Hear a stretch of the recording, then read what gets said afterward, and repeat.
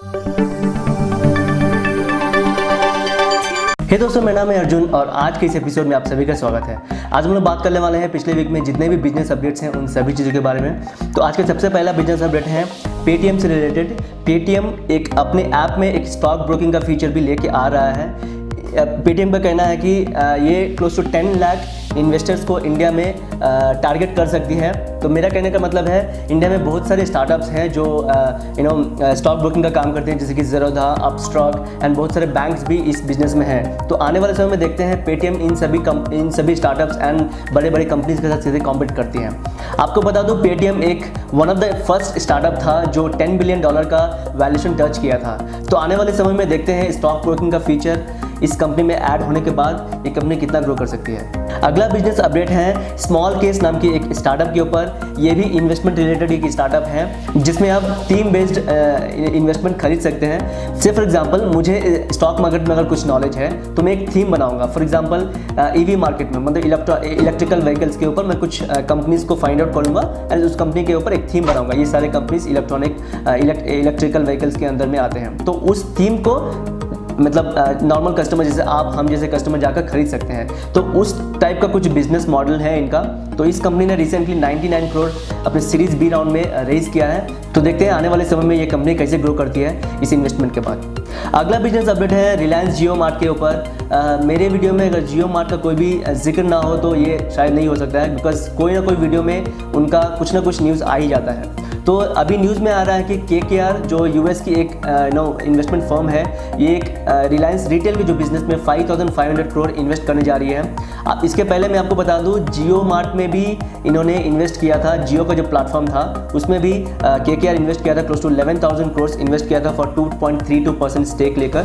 तो अभी KKR 5,500 crore Reliance retail का जो सेगमेंट है उसमें इन्वेस्ट कर रही है। जैसे कि आपको पहले ही मैंने बताया था, रिलायंस रिटेल का जो सेगमेंट है, जैसे कि रिलायंस जियो में क्लोज टू 20-25% का स्टेक बेचा हुआ था मुकेश अंबानी जी ने। इसी तरह से शायद रिलायंस रिटेल में भी अपना स्टेक को शायद बेच रहे हैं थोड़ा थोड़ा करके।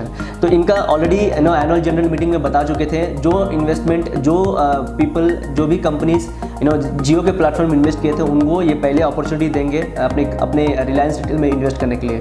तो इसीलिए शायद इसके पहले सिल्वर लेक से भी इन्वेस्टमेंट लिया हुआ था, अभी KKR इन्वेस्टमेंट कर रही है। तो आने वाले समय में कुछ और कंपनीज भी इन्वेस्ट कर सकती है जो जियो के प्लेटफॉर्म में ऑलरेडी इन्वेस्ट कर चुके हैं।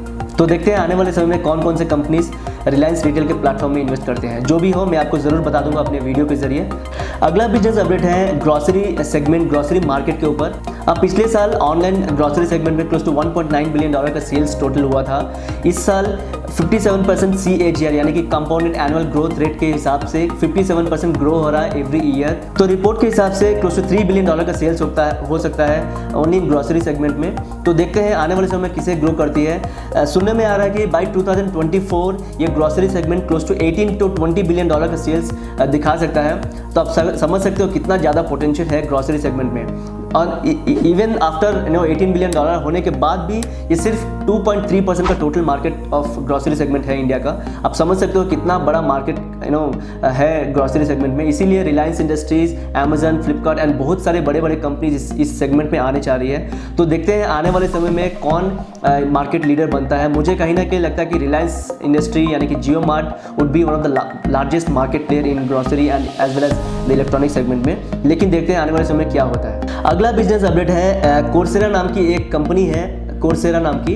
तो इस कंपनी ने रिसेंटली बताया अपने एक रिपोर्ट में कि इंडिया में 9.8 मिलियन पीपल अभी ऑनलाइन कोर्सेज लेकर सीख रहे हैं। मार्च के बाद जो कोरोना वायरस का जो पैंडेमिक हुआ था उसके बाद क्लोज टू 9.8 मिलियन पीपल घर से बैठकर मतलब सीख रहे हैं अलग अलग कोर्सेज लेकर। मुझे ये पर्सनली बहुत अच्छी लगी ये न्यूज़ सुनकर कि इंडिया में बहुत लोग अभी ऑनलाइन सीखने की कोशिश कर रहे हैं। तो आपको बता दूं 9.8 million is the second largest in the world. Coursera के हिसाब से United State close to 14 million people online course लेकर सीखते हैं। उसके बाद India is the second largest country जो ऑनलाइन कुछ सीखने की कोशिश कर रही है। अगला बिजनेस अपडेट है GST को लेकर।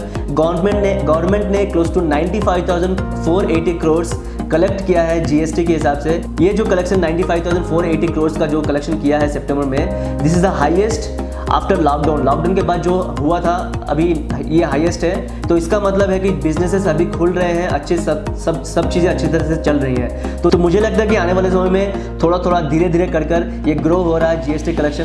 मैं आपको एक रियलिटी बताता हूँ आज। India is one of the worst performing economy. अगर टॉप 10 में अगर आप कोई भी कंट्री को देखते हो तो India is one of the worst performing country है economy in terms of economics. तो मतलब मुझे नहीं लगता कि इंडिया इतनी जल्दी कोरोना का जो क्राइसिस था इतनी जल्दी बाहर निकल सके। तो मुझे लगता है कहीं ना कहीं 1.5 से 2 साल तो पक्का लगेंगे कोरोना वायरस का जो क्राइसिस था उससे बाहर निकलने के लिए, सब कुछ नॉर्मल होने के लिए। तो आने वाले समय में देखते हैं क्या होता है, हमारी इकोनॉमी कैसे ग्रो करती है। मैं बहुत ही ऑप्टिमिस्ट हूँ इस चीज़ को लेकर, लेकिन देखते हैं आने वाले समय में क्या होता है। अगला बिजनेस अपडेट है यूपीआई ट्रांजैक्शन के ऊपर।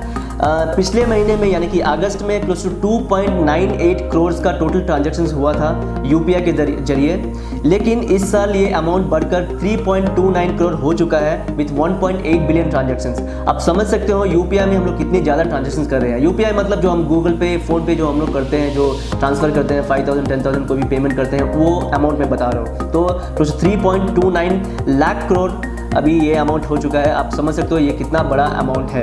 बहुत ही अच्छी बात है, इंडिया बहुत ही जल्दी डिजिटल प्रोडक्ट्स को अडॉप्ट करती जा रही है। तो देखते हैं आने वाले समय में क्या होता है, कितनी जल्दी हम अडॉप्ट कर सकते हैं डिफरेंट डिजिटल प्रोडक्ट्स को। अब तक अगर आपने मेरे वीडियो को लाइक नहीं किया है, सब्सक्राइब नहीं किया, तो प्लीज़ लाइक कर दीजिए एंड सब्सक्राइब कर दीजिए, ताकि आप कोई भी इन्फॉर्मेशन है, कोई भी वीडियो हमारे चैनल से मिस ना कर सके। अगला बिजनेस अपडेट है मुकेश अंबानी जी के ऊपर। रिसेंटली एक रिपोर्ट्स में सुनने में आ रहा है कि मुकेश अंबानी जी 1 घंटे में क्लोज टू 90 करोड़ अर्न कर रहे हैं। अभी इनका network as of now Mukesh Ambani ji का नेटवर्क क्लोज टू 6,58,000 करोड़ का है। आप समझ सकते हो ये अमाउंट कितना बड़ा है। मार्च के पहले मुकेश अंबानी जी का network close to 2.5-3 lakh crore का था, लेकिन जब भी पैंडमिक जब स्टार्ट हुआ था, जब से लॉकडाउन हुआ है, इनका नेटवर्क बहुत ही ज़्यादा ग्रो किया, बिकॉज इन्होंने बहुत ज़्यादा फंडिंग लिया था। फंडिंग की वजह से इनके शेयर प्राइसेस बहुत ज़्यादा बढ़ चुके थे। तो इसीलिए अभी इनका नेटवर्क क्लोज टू 6,58,000 करोड़ है। तो ये कोरोना वायरस का जो पैंडमिक हुआ है, इसके वजह से अमीर लोग अभी और ज़्यादा अमीर बनते जा रहे हैं एंड गरीब लोग और ज़्यादा गरीब होते जा रहे हैं। तो देखते हैं आने वाले समय में ये कितना और गरीबों को गरीब बनाती जा रही है, अमीरों को अमीर बनाएगी। तो लेट्स वेट एंड वॉच। आप प्लीज़ सेफ रहिए घर पे, ज़्यादा खर्चा मत कीजिए ये कोरोना वायरस का क्राइसिस, बिकॉज ये क्राइसिस अभी जाने वाला है नहीं। It will be there for the next couple of years. So please be safe at home. Do not spend much money, like कुछ प्रॉपर्टी खरीदना या कोई भी लाइक गाड़ी खरीदना, ये सब चीज़ अभी मत कीजिए। Try to save as much money as possible right now. इसी के साथ आज का बिजनेस न्यूज़ खत्म होता है। आई होप आपको मेरा वीडियो पसंद आया। अगर आपको मेरा वीडियो पसंद आया तो प्लीज़ लाइक कर दीजिए, शेयर कर दीजिए and also subscribe to my channel so that you don't miss any update whenever I upload a new video in this channel. Thank you so much for watching my video till now. Have a great and beautiful rest of the day.